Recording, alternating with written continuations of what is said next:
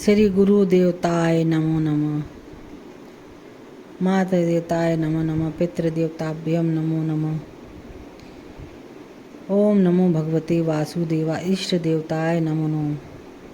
हरे कृष्ण कृष्ण कृष्ण हरे हरे, हरे राम राम हरे हरे। देवउठनी एकादशी की विस्तृत व्याख्या हम और आप आपस में साझा करते हैं। जो सनातन हिंदू धर्मियों को लीला कथा श्रवण करने से भगवान की अनुकंपा कृपा प्राप्त होती है। तो हरि प्रबोधनी एकादशी, जिसे उत्थान एकादशी या देवस्थान भी कहा जाता है, हिंदू कार्तिक मास शुक्ल पक्ष के शुक्ल पक्ष की 11वीं चंद्र पंचाग एकादशी है। ये 4 महीने के अंत का प्रतीक है, जब भगवान विष्णु शयन करते हैं। विष्णु शयनी एकादशी में सोते हैं और माना जाता है कि वे प्रबोधनी एकादशी 11वीं जागृति विष्णु प्रबोधनी विष्णु जागरण हरिपुर प्रबोधनी देव प्रबोधनी एकादशी में जागते हैं। दो थन देव उठावे एकादशी या देव उठी एकादशी भगवान का जागरण है। चतुर्मास का अंत जहाँ विवाह वर्जित है, हिंदू विवाह के मौसम की शुरुआत का प्रतीक है। एकादशी और कार्तिक प्रबोधनी एकादशी के बाद कार्तिक पूर्णिमा आती है, जिसे भगवान की देव विलासी या दिवाली के रूप में मनाया जाता है। वैसे तो एकादशी का अर्थ सामान्यता प्रभु की कृपा और प्रसन्नता है, पर भक्ति प्रथाओं का विस्तार करने के लिए, खाने और सोने में कम समय बर्बाद करने के लिए, भगवान के नाम कीर्तन शास्त्र पढ़ने और हरि कथा सुनने में समय देना, ये एकादशी का मुख्य अर्थ शास्त्रों के अनुसार माना जाता है। देव उठनी एकादशी की कथा श्रवण करने से समस्त भौतिक आध्यात्मिक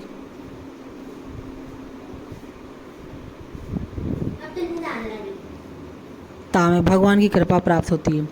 एक बार ब्रह्मा जी ने नारद मुनि से कहा, पुत्र, आज मैं हरि बोधनी एकादशी की विशेषता और महात्माएं बताता हूँ। यह एकादशी पापों का नाश करने वाली है। यह महान सिद्धि और मुक्ति प्रदान करने वाली है। ब्राह्मणों में श्रेष्ठ शास्त्रों में गंगा स्नान का महात्मा बहुत बताया गया है, किंतु यह महात्मा तब तक बना रहता है जब तक हरि प्रबोधनी एकादशी ना आ जाए। इसका अर्थ है कि हरि प्रबोधनी एकादशी गंगा स्नान से भी अधिक पवित्र करती है। हरि प्रबोधनी एकादशी गंगा स्नान से भी अधिक कृपावान पुण्यवान मानी जाती है। शास्त्रों के अनुसार सभी तीर्थों की यात्रा से भी अधिक पवित्र करती है। समुद्र स्नान से भी अधिक पवित्र करती है। देव उत्थानी एकादशी महान इसलिए कही गई है क्योंकि यह हमें सभी पापों से मुक्त करती है। जो व्यक्ति 1000 अश्वमेध यज्ञ या 100 राजस्यु यज्ञ करता है, उसे इन यज्ञों से भी अधिक फल देव उठनी एकादशी के समुचित नियमों का पालन करने से प्राप्त होता है। जब नारद मुनि हरि प्रबोधनी एकादशी के बारे में ये सब सुनाते हैं तो वे पूछते हैं, हमें हरि प्रबोधनी एकादशी का लाभ कैसे मिलता है? क्योंकि जो भक्त इसका पूर्णतः पालन निर्जला करता है उसे क्या लाभ होगा, और जो भक्त एक समय भोजन ग्रहण करके इसका पूर्णतः पालन करता है उसे क्या लाभ होगा? जो भक्त फलाहार के समय इसका पूर्णतः पालन करता है उसे क्या लाभ होगा? और तब ब्रह्मा जी ने उत्तर दिया, जो एक समय भोजन ग्रहण करता है उसके पिछले जन्म के सभी पाप नष्ट हो जाते हैं। जो फलाहार करता है उसके पिछले 2 जन्मों के सभी पाप नष्ट हो जाते हैं, और जो इसे निर्जला करता है उसके पिछले 7 जन्मों के सभी पाप नष्ट हो जाते हैं। अब ब्रह्मा जी आगे कहते हैं कि जो दुर्लभ है वह इस एकादशी का व्रत रखने वाले को सहज ही प्राप्त हो जाता है, चाहे किसी के पाप सुमेरु पर्वत जितने भी बड़े क्यों ना हो।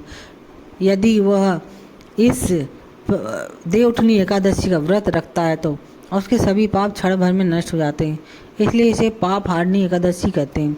जो लोग इस प्रबोधनी एकादशी का व्रत रखते हैं, इस हरि प्रबोधिनी एकादशी के दिन रात्रि जागरण करते हैं, उनके पिछले 1000 जन्मों के पाप नष्ट हो जाते हैं। उदाहरण के तौर पर कहा गया है कि यदि कोई रुई के बड़े ढेर में छोटी सी चिंगारी को छू ले तो वो ढेर तुरंत राख में परिवर्तित हो जाता है। ठीक उसी प्रकार जो इस हरि प्रबोधिनी एकादशी का पालन करता है और जो इस दिन रात्रि जागरण करता है, उसे पिछले 10,000 जन्मों के पाप नष्ट हो जाते हैं।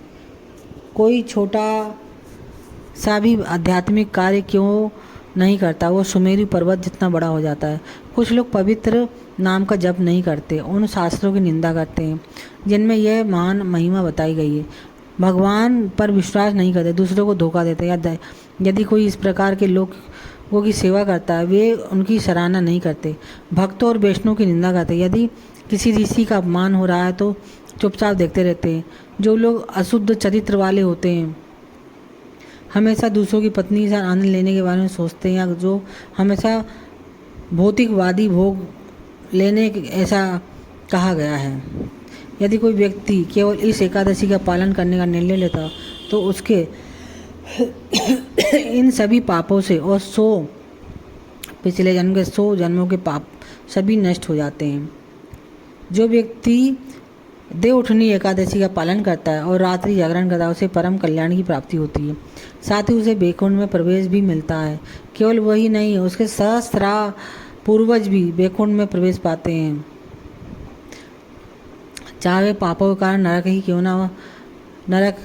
में ही क्यों ना हो। पहले उन्हें आभूषणों से सुसज्जित किया जाता है,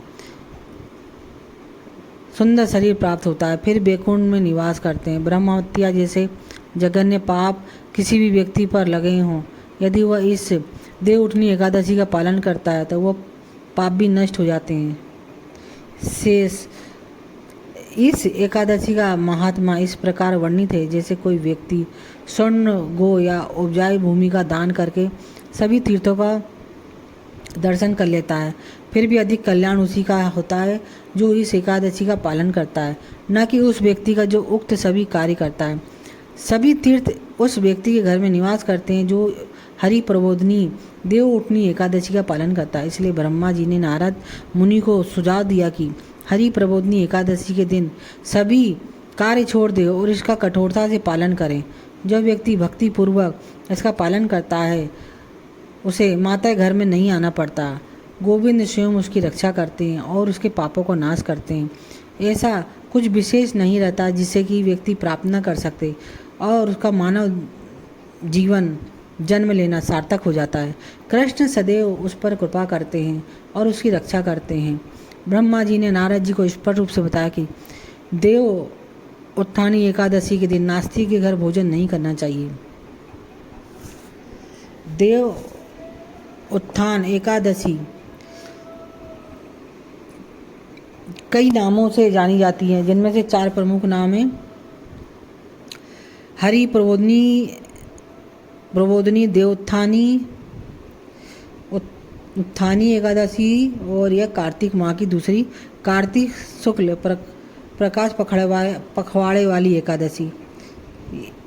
ये एकादशी के अनेक नाम हैं।